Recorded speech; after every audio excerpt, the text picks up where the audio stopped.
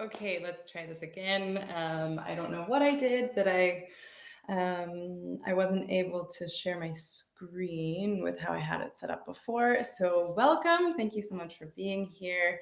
Thank you for tuning in. Today we have two wonderful pianists who are sharing their hard work with us. And so let's just dive right into their pieces, and I'm going to play their recordings, which is why I had a big mess because I needed to figure out how to get that set up. It had been a while, and so that you can hear their lovely playing, and then I'll offer some feedback on what went well, where they can keep working to keep improving, and then if anyone has any specific questions, you can drop them in the chat. Hopefully, I'll be able to see that somewhere here, and we'll be rolling. So. Is that the chat? I think so. I'm going to test, maybe. Great. So welcome. Let's dive right in. So first we have Nadia, who has created a lovely recording of Hey Jude from the Beatles. And hopefully you won't have any issues hearing. We're going to share the entire screen. It's going to be a mess for just a second. And then I'll hop over here is what we have going. Let's go.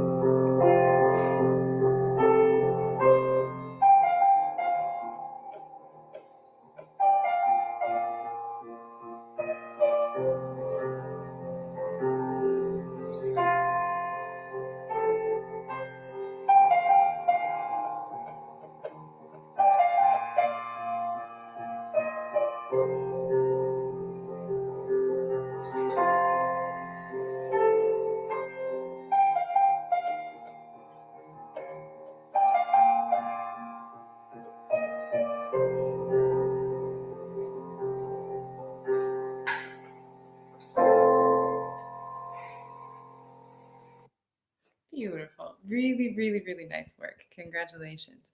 There was one thing that I wanted to check in the score very quickly, just a fingering thing.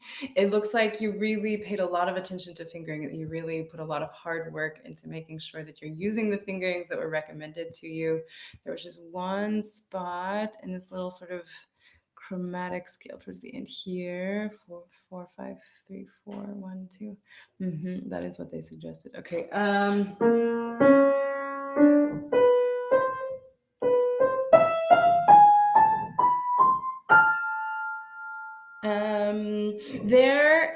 It's kind of an awkward little scale. It sounds really cool, and it's a really fun way to kind of lead into that next to last section, or that last section. And that was the only spot where I felt like, and I know this feeling very well. I'm gonna stop sharing the screen for a bit. I know this feeling really well, that it's like you have a scale pattern and you think, oh no, that's too many notes, the fingering's awkward, it doesn't feel very comfortable. And then it's sort of just this spot that we know we should practice it, and we maybe don't put the intentionality into practicing this and ironing out a section like that, like we maybe should.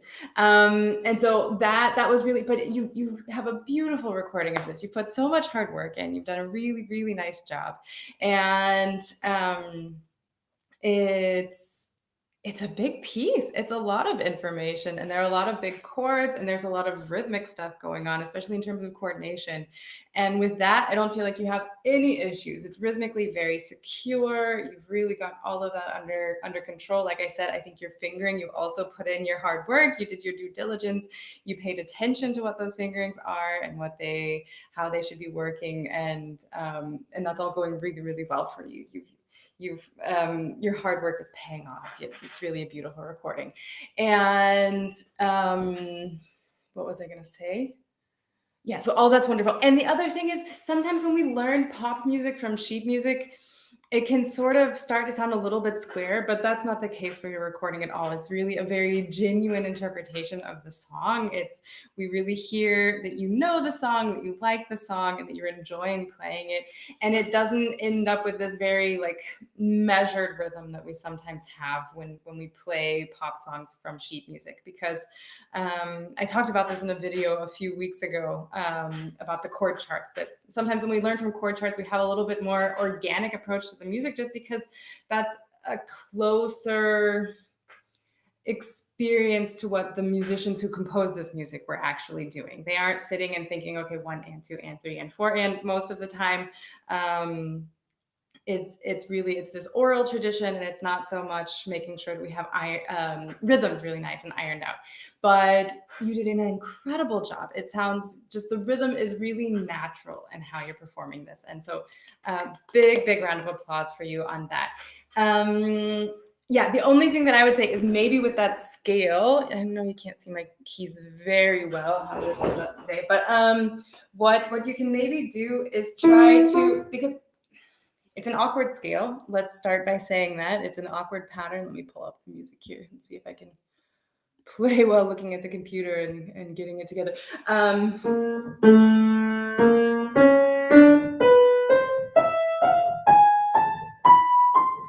I would really encourage you to lean into those, because it's grouped in 2-note slurs. So you have a slur between every 2 notes. My teacher sometimes calls those down offs, like down off, down off, down off. You're connecting, and then you sort of let go of the second one. And I would encourage you to lean into that, into this down off idea. So we have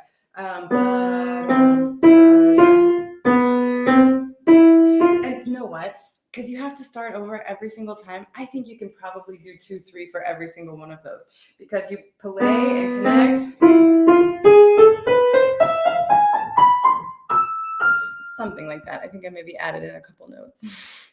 I'm not starting on the right note. That's why it's the copy that I have is a little, it was hard to see.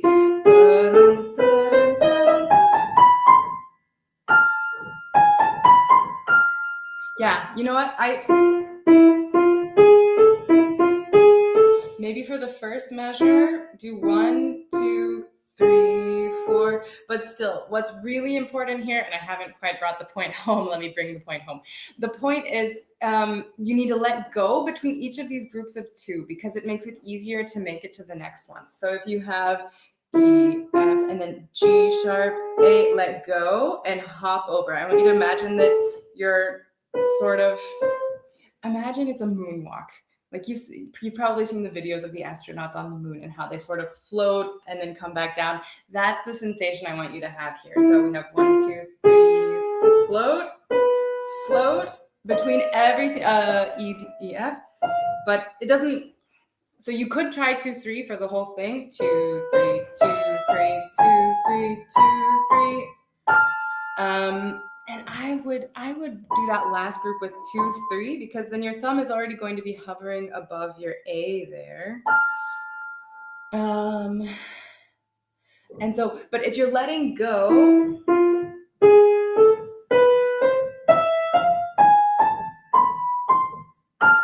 I think you're going to feel a lot more secure, this is a really common issue. And you also had asked some questions about technique. How do you develop your technique? How do you practice so that you're starting to feel more at home at the piano? I think is kind of the sensation that a lot of us have, is we learn the notes but we still feel very like, okay, I don't want to play any wrong notes. And so we sort of feel put in a box. But if we try to stay close to the keys and leave our fingers really tight. But if we can just trust that we're going to be able to find our way around, if we just release a little bit and we take a little bit of space away from the keys, I think you'll feel a lot more secure. And the other benefit is when you're dropping down after these little astronaut steps, it's going to create a bit of momentum in your playing that creates like a gentle flow. So it's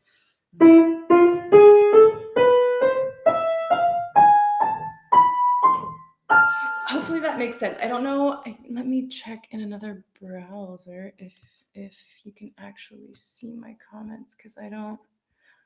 If anyone is commenting anything, I'm not seeing it. If any of you who's watching could drop something in the chat now, just so that I can know if anyone's asking any questions, that would be very helpful. But in general, so this idea of it feels very scary sometimes when we're playing the piano, and we want to stick close to the keys because we're afraid to play wrong notes, and we don't want to play wrong notes, and so instead, comments, live chat, is there anything? No, not that I'm seeing. Okay. But if you, okay, hi Jim, thank you. I can't see it. Great, thank you so much. That's very helpful. So if we develop this sense of freedom of we don't need to be glued to the keys and we can let go a little bit better, it's this really counterintuitive thing, but we do start to feel more at home, and we start to feel more relaxed also, because staying very close to the keys, it's very tense and it develops a lot of tension here. And Nadia, I know you were also asking about injury. And injury, most of the time, injury can come from two places. It either comes from excess tension, which we don't want. We need some tension. If we don't have any tension, we'll just fall off the keys and we won't be able to play anything. But if we have too much tension, then that's when we start to have these overuse injuries. And the other thing is just if you're practicing like 5-10 hours a day, which and just really mechanical, drill it again, do it again, and kind of forcing your way through passages.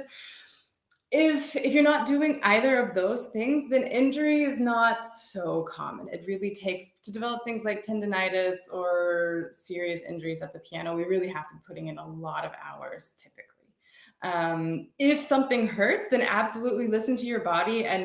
But it's more, what I have found over the years is if we can notice tension as we're playing and then learn how to release tension, then that helps us start to feel more at home at the piano, and then we don't feel like we have to be glued to the keys anymore, and we can play with a lot more relaxation if we're letting go and feeling free to move around a little bit. And so I think Nadia, that's the biggest takeaway. Your piece is beautiful. You're playing beautifully. You're doing an outstanding job with this, and you put in a lot of really good work. And congratulations to you on all of that. And I think just try to let go a little bit more. And so do that exercise with this final scale, your little moonwalk, we're gonna call it. And maybe do play around with the fingering there a little bit also. So that try 2-3 for all of those groups of 2-note slurs. Try 2-3 because it also forces you to let go. You have to let go to move to the next group of notes, and I think that can help you there as well. There was also one little spot in the left hand where I noticed that sometimes and it's exactly the same phenomenon. You look like you don't want to make any mistakes, and so you're staying really close to the keys. And perfectly normal. It's everybody does this, especially in the beginning, and we have to just, it's sort of that trust fall sensation that, okay, if I let go of the keys, will I find my keys again? And oftentimes the answer is yes. We tend to actually play a lot more accurately when we're not trying to stay super close to the keys. So with your left hand also, when you have, I want you in this, on those fifths, especially in this na na na na na na na part at the end, I want you to practice just dropping the weight of your entire arm onto those notes and then letting go. Really actively noticing. And you can make an exercise out of it too. You can just do this sort of back and forth that's helping you find, release, move. Yeah, and then in terms of developing technique beyond that, there are some exercises that can be really useful. There's also, approaching technique is sort of a double-edged sword, because on the one hand, when we focus too much on technique, we start to get a bit more tense, and we sometimes don't have as much fun just because it's all about movements and how do I put my hand and what do I do, when really, if we can find ways to feel really secure with the notes and just enjoy the music, then our technique tends to flow a bit better when we're just not as worried about it. It's this classic issue, right? If we try to micromanage, we get very tight and get very uncomfortable. But if we just kind of take a step back and trust that everything's going to work out, things fall into place. I feel like I'm talking in circles at you, so hopefully that makes sense. And we will do this again, and next time I will be more organized and less frazzled when we're starting. So yeah, beautiful work. Keep up all of the good work. And if you have any other specific questions, please just let me know, and we'll get those addressed as well. So that was Nadia. She did a beautiful job with her piece, doing really great work, and keep it up, keep having fun. So then, let's see, let me get it ready over here. Now we're going to hear from Tony. He is playing Bach's Prelude in C major from the first book of the Weltenburg Clavier. So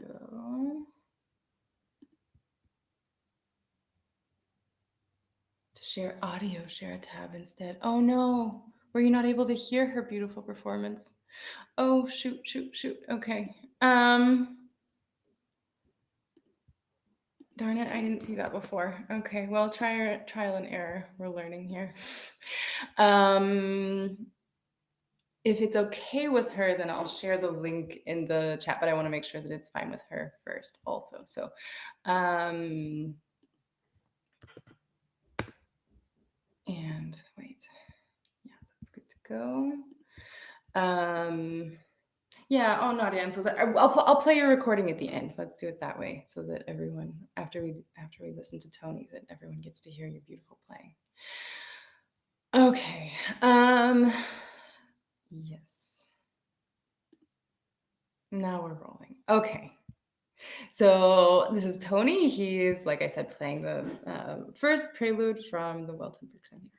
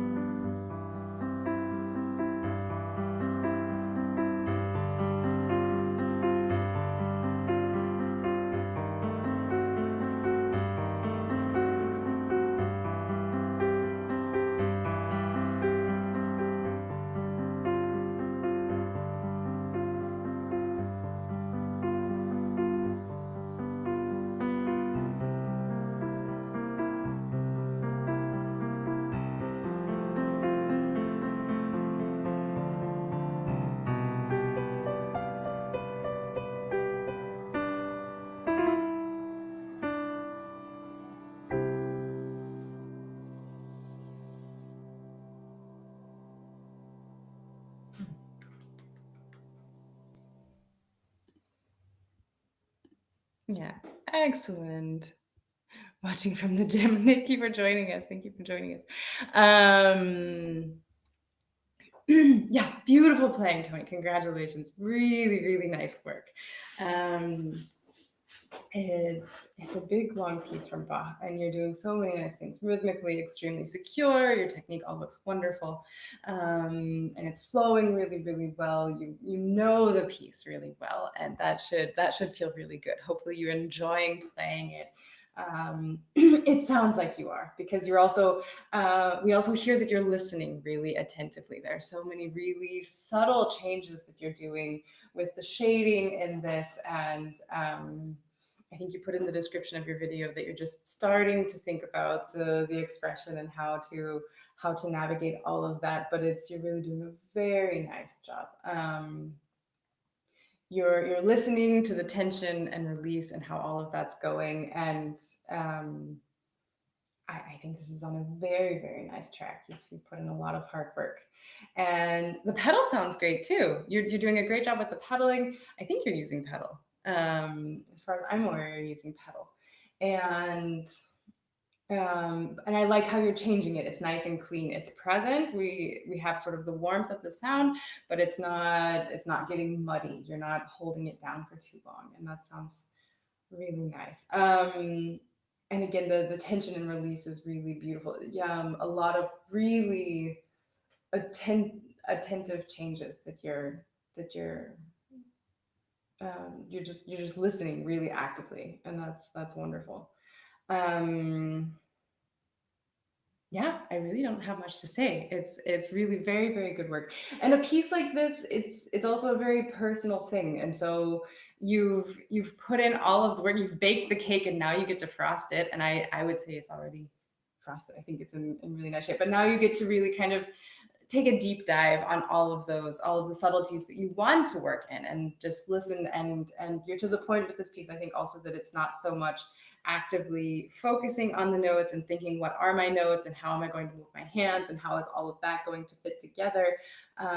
But you get to enjoy while you play also, because there is sort of this phase that happens when we're learning pieces that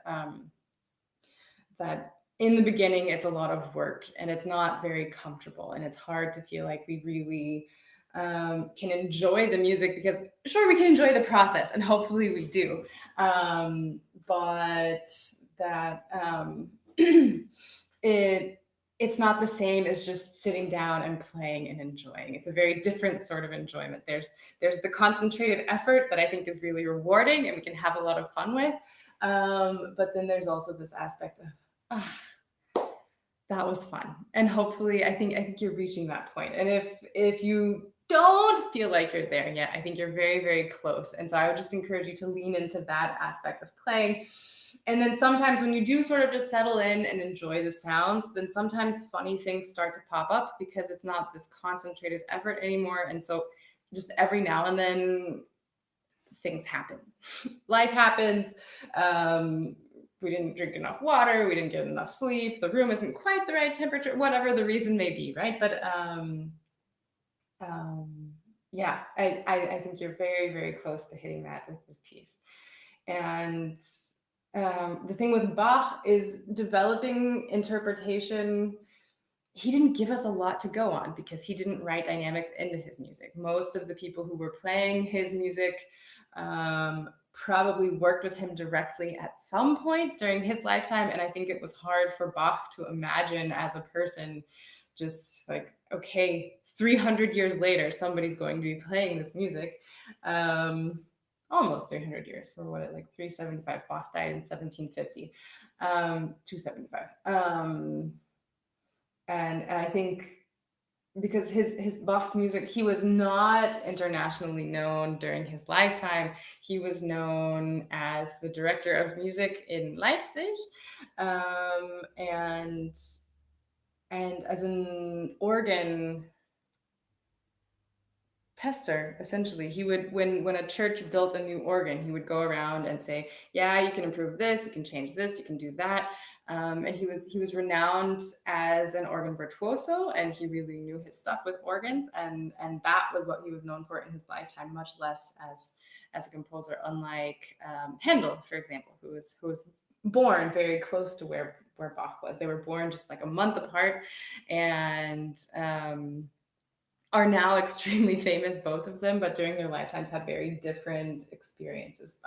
Handel was internationally renowned, and it maybe was easy for Handel to imagine that someday, 200, 300 years from now, they would be playing his music. But Bach, that was certainly not the case. Anyway, that's I went down a rabbit hole. But then the thing with Bach is we don't have necessarily a lot to go on, but we've talked about this before. I work with Tony sometimes, and that if you just listen to this tension and release, that can be a really good guiding factor when we're learning Bach's music, especially in a piece like this. There are other pieces where there might be different things that we should be listening for, but here, I think you have really nice clarity. You've really developed your musical ideas already, even though you feel like you're at the beginning. I think you're very much well on your way with this piece. And then you asked a specific question about the end of the piece regarding the rhythm. I like the trill that you added in. Very cool. Yeah, you could definitely stretch it out there. There will be different opinions on this. The nice thing is everybody's entitled to their opinion. Some would say that Bach should be played fairly strictly. Some conductors, for example, like John Elliott Gardiner, he tends to choose quite fast tempos when he's performing Bach, even for things that, for me, it makes the experience sometimes rather unenjoyable. The recordings are so fast. And there are some who say that there should be very little give and take when we're performing Bach, in terms of tempo and in terms of rhythm and what we're doing with all of those things.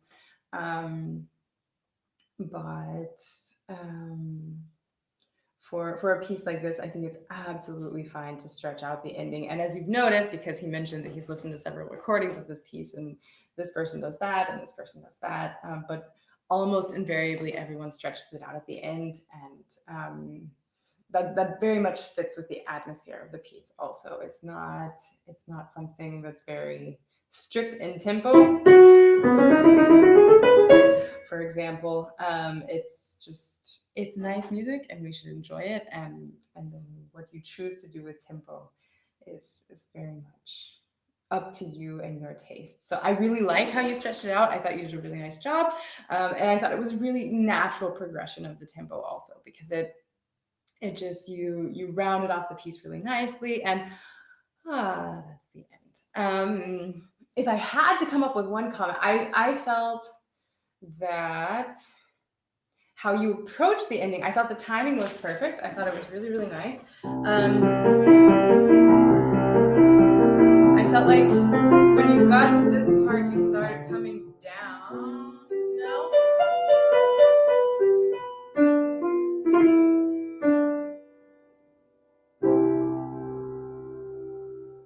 I wasn't quite convinced by the dynamics at the very end. I think you could still shape that a little bit more, and either decide, okay, I want to just kind of do a fade out, and then from there, maybe not accent that trill so much.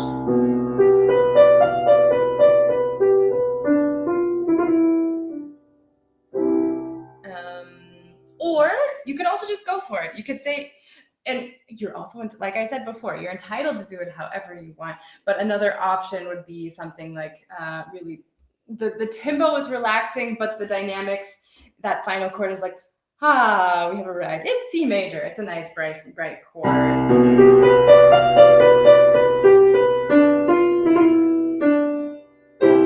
And just connecting a little bit more. If you kind of just, if you're going to crescendo in the last beat of the next to last measure, I would say give a little bit more punch on that final chord. And if you want to back off with that final chord, then listen really carefully and make sure that you're shaping it in a way that makes sense, that there's not some sort of crescendo right up to it and then oops, gotcha at the end. I don't think it's any sort of gotcha moment. And of course, I'm exaggerating also. You played it beautifully. That's really the main takeaway here. You put in a lot of good work.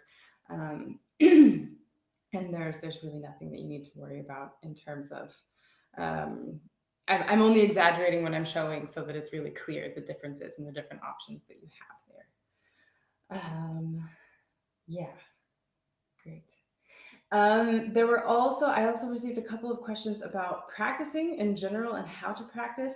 Um, that's a very broad topic, a little more than we have time for in the scope of a quick online masterclass. If there are any specific questions regarding practicing and how to practice, you can drop them in the chat or in the comments. And otherwise, if you want to comment later on, and I'm also happy to create more videos talking about practicing and how to approach practicing. My quick takeaway on that front would be enjoy your practicing. Make sure that in every single session that you do something that you really like to play. It can be very easy, at least for me, to be very nose to the grindstone. And okay, I want to do this, and I want to do this, and I want to do this, and I do enjoy that concentrated work. But it can be easy to forget that element of music is here for us to enjoy. Music is here for us to express ourselves. And it's not just work, work, work, and create the schedule and be productive and be as effective as possible. Of course, time is limited, and we want to learn the music, and we want to reach a finish line at some point. And so there is always that aspect to practicing, but I would encourage you to, what I would recommend is have something that you always start with at the beginning of your practice session. So you know before you sit down, that's the first thing you do when you play the piano. Maybe it's scales and you want to get them out of the way. Or maybe you want to start with your favorite piece because you just want to sit down and enjoy, and hopefully nothing too technically strenuous, just so that you sort of warm up while you're going through that process also. Whatever the case may be, you also have to kind of not judge yourself, know yourself, and judge what's going to be best for you. If you feel like you struggle to get started, then start with something that's fun for you. And if you feel like there are things that you always skip in your practicing, then maybe start with a thing that you always skip, so that you kind of get it out of the way. You get that quick win at the beginning of your practice session, and you're good to go. And then definitely always round off every single practice session with something that you just love playing, because that's the last thing that we do in a practice session is really what sticks with us in our memory. There are studies on this. They've researched this, not just in the context of practicing piano, but just in general. Like, if an experience is strenuous, but you finish up with something that's enjoyable, then you're more likely to come back and come back and come back, because really piano practice, it's a very multifaceted topic, but if we enjoy what we're doing, we're going to show up a lot more often. And I think that's important to keep in mind, and it's important that we enjoy the journey as well. So yeah, thank you so much for being here. I hope that some of this input was helpful. And I'd say let's wrap up with Nadia's recording one more time, because I think you probably weren't able to hear it, and I'm very sorry. And she put in so much good work. I need to find the link really fast. And I want her work to be honored also, because she did a lot of it was beautiful playing. Can I find it here? Maybe. Let's see.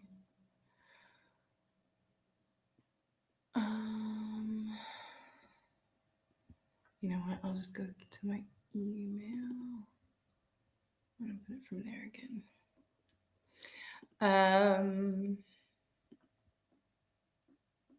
Copy. Yes. Okay.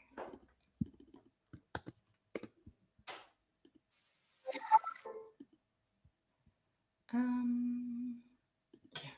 So let's go here one more time. Excellent.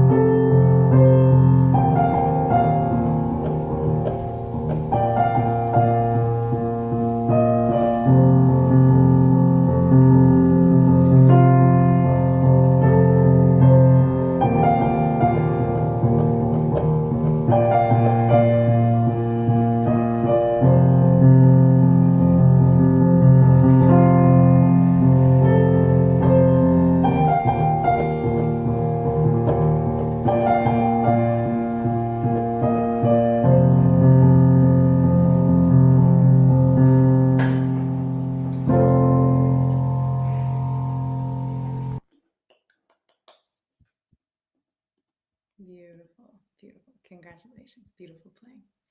Um, is this live? It's still live. We're about to wrap up. The video is not live. The video of each of the pianists was pre-recorded. Um, but yeah. So if there are any lingering questions, I have about 5 minutes left. Otherwise, I'd say thank you so much for being here. So if you want to drop, if you have a question you want to ask in the chat, feel free. I'll stick around for another minute to see if anybody has any questions. But yeah, thank you so much for being here. If you're interested in participating, just send me an email, robin@pianowithrobin.com, Robin with a Y. And this will become sort of a recurring series. We'll do this more often. And with repetition, then I'll also be less overwhelmed with the technical aspects of getting it up and running. But thank you for your patience and thank you for being here today. Great. So thank you so much. Thank you for your time. I hope there was something that was helpful for you. I think it's also just nice to see other pianists who are playing and who are learning. And it's nice to see that we're not in this alone. There is a community that's out there. And yeah, it's nice to be part of that. Thank you. Akin, I hope I'm saying your name correctly. Cool. I'm glad that you're learning the gymnopédie. I hope you're enjoying it. I hope you're having fun with the piece. And if you have any questions, don't hesitate to ask. Great. So thank you again.